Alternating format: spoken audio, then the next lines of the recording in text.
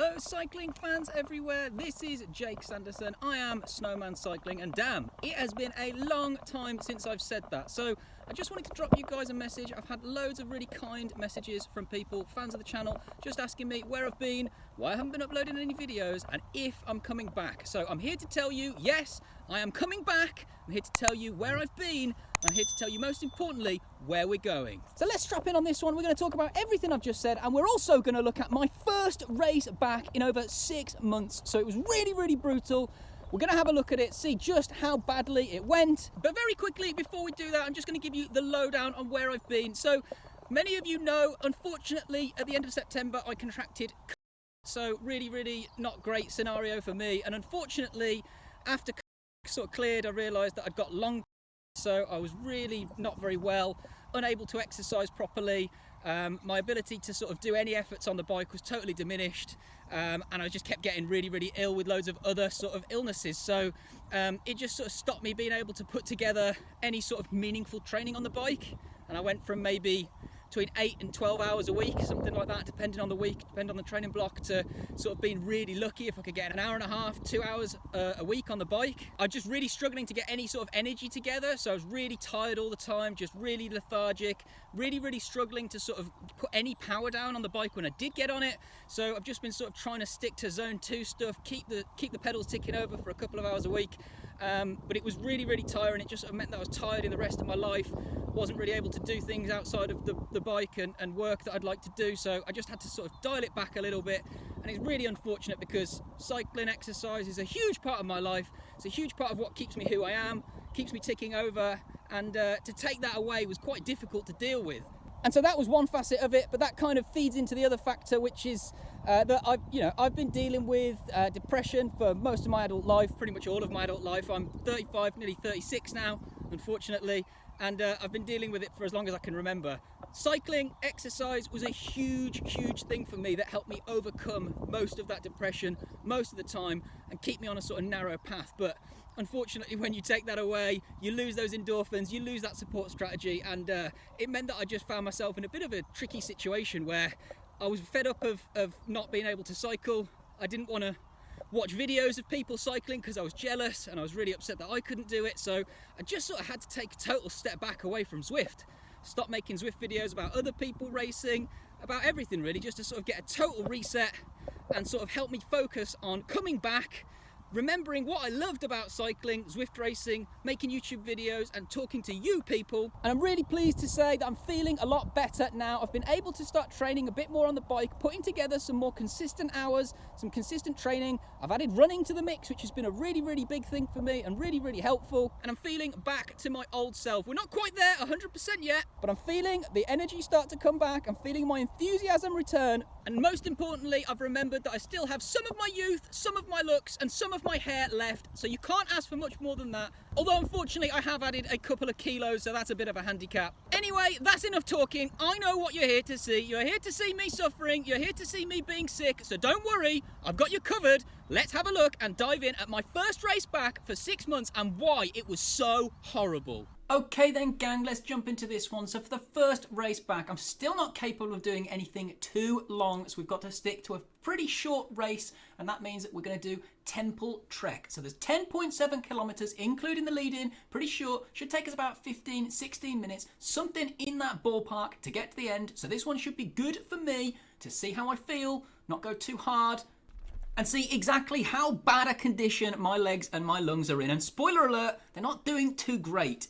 But the good news for me as we start this one with a group of 10 is that I didn't realise, but most of the lead-in seems to be downhill as well. So really, really good. You can do pretty low watts at the back of this sort of group without worrying too much about getting dropped, whilst everybody else is burning energy and pedalling when they don't really need to. So already we're off to a pretty good start in my opinion here, just in terms of how the race is going. But there is an element of blindness here because I don't really know how strong most of the riders in this race are. I just had a quick look at Zwift Power to see the live results and riders, and unfortunately only about 4 of them, including myself, are actually on Zwift Power. So we're going in totally blind. We've got no idea how good most of these riders are, if they've got a good punch. We could be on for a real hiding here. But what I can tell you is at least 2 of the riders that I could see on Zwift Power had a better 20-minute power than me. So I already know that I'm going to be at the weaker end of this race. And as somebody there attacks over the top, Taihashi on one of the inclines there, one of the very few inclines in this race, as there's only 44 meters,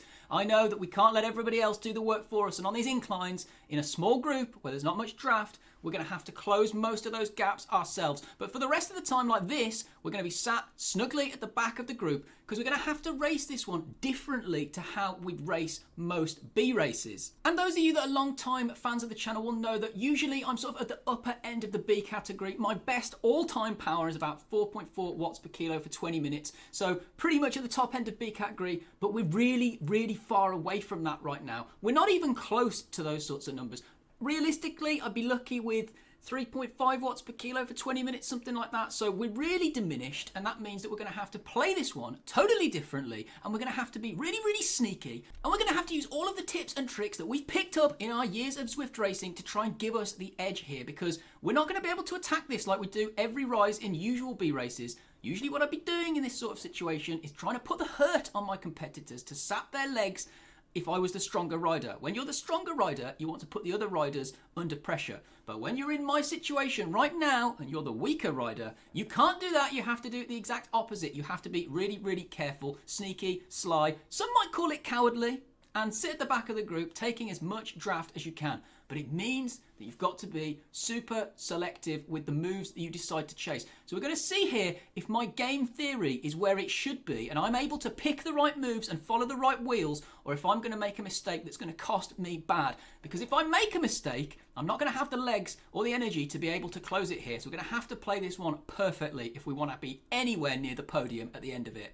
And at this point of the race, we're about 66% of the way in, with still only halfway through the climbing. And I'm not going to lie, I'm really, really hurting. Look at my heart rate. It's super high for what it should be at this point in the race. We've barely done any power, but those surges, those little race efforts, responding to other people's moves and other people's attacks really, really does put you under pressure. So, as I mentioned before, I've noticed that whilst I've been coming back from illness, my heart rate is really, really high no matter what I'm doing. So even for what would be zone 1, zone 2 sort of efforts, that heart rate is really skyrocketing. So we're going to have to keep a really close eye on that. It maxes out at about 188, and we're not really doing anything at this point.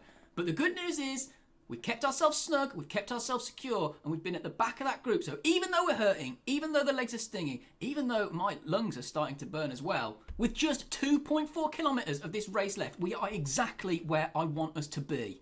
And this is the point of the race where I'm going to have to be really, really careful from here on out. This is where the stress comes into the situation, where I'm worried about people are going to attack. Am I going to mistime my move? Can I go with the right move? And honestly, as I'm feeling the pain burning through my legs and I'm feeling the stress coursing through my brain, I remember exactly why I love Zwift racing and why I've missed it so much and why we're so glad to be back in this situation. And whilst I've been happy to let everybody else do the work for me until this point, here as we reach 1.3k to go, I know that if any moves go, I'm going to have to be the one to close them myself. I cannot rely on the other people in this group who might be tired, who might be hurt, who might not have the biggest punch to do the work for me. And just as I'm thinking that, I spot that Hayashi, one of the two riders who's got a really good punch alongside Franz Dupe in this race that I can see on Zwift Power, elects to make a move. And I know that I can't let him get away. I just can't afford to do it. So I'm going to have to dig really, really deep here. I really did not want to respond to this move. I've had to use my feather power up on the flat just to try and get onto his wheel. And as you can see, there's a couple of riders who are trying to come with me behind, but we've also dropped half the field. So this is starting to get really, really hot. And as we're into the final 800 meters here, I'm having to just not let this group go away from me as Franz Duke comes on the front and starts putting down the pain. And I know that I'm going to have to come around him, close these moves down myself, because if there's not me and the other riders at the end of this race for the sprint, my punch is going to mean nothing. So the key to this, the real secret to this one, is getting to the end of the race in the final 200 meters with the front of the race, and then we'll see what we've got left. But that's why I'm having to sap my legs. I'm having to use my sprint energy now, and as I do that, the blind squirrel comes around. I go past Franz Dupe and say thank you very much, but it's time for me to go. I need to get onto the wheel of Blind Squirrel, and Graffin comes with me. So we're down to basically 3 riders at the front of this race with just 200 meters to go. I shake my head because I know I should go at that point. I know I should have come straight past Blind Squirrel and committed all in, but I just don't have the legs. Another shake of the head, and this is it with 100 meters to go. I'm going to have to just go all in. How much do I want this race? How much do I want the win? How badly have I missed this? Well, it's time to grit the teeth and find out once and for all. As we manage to come past Blind Squirrel, dig deep and we just hold on from the end. And frankly, I've seen more muted celebrations there from Olympic gold medalist winners. Frankly, I'm not sure that fits the poise and dignity of a 35-year-old man. But there you go, what can I say? I'm a competitive man at heart. 10-man race, 100-man race, I'll celebrate just the same no matter what.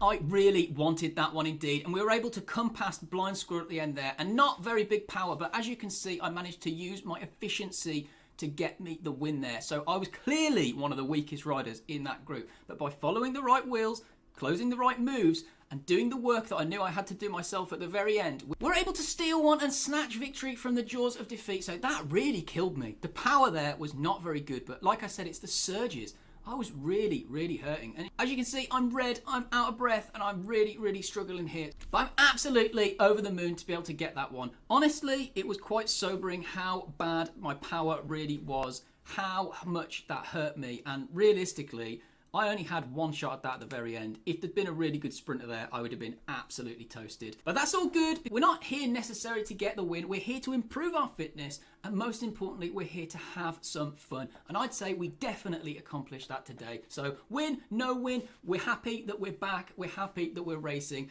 And the win is just the icing on the cake. And I know I promised you guys pain and suffering, so don't worry. I'm a man of my word. As you'll see in a minute, I unfortunately have to get off the bike.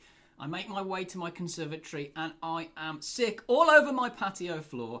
I've done a bit of research and it seems that I've lost a bit of my upper lactate threshold compared to the fitness level that I had before, which means that those sprint intervals are really, really difficult. Thank you so much for joining me on this one. And most importantly, thank you again to all the people that reached out and offered me some support over the last few months. I really, truly appreciate it. So that'll do it for this one, guys. Make sure you like, comment, most importantly, subscribe. And remember, race fast, ride hard, and that you are appreciated.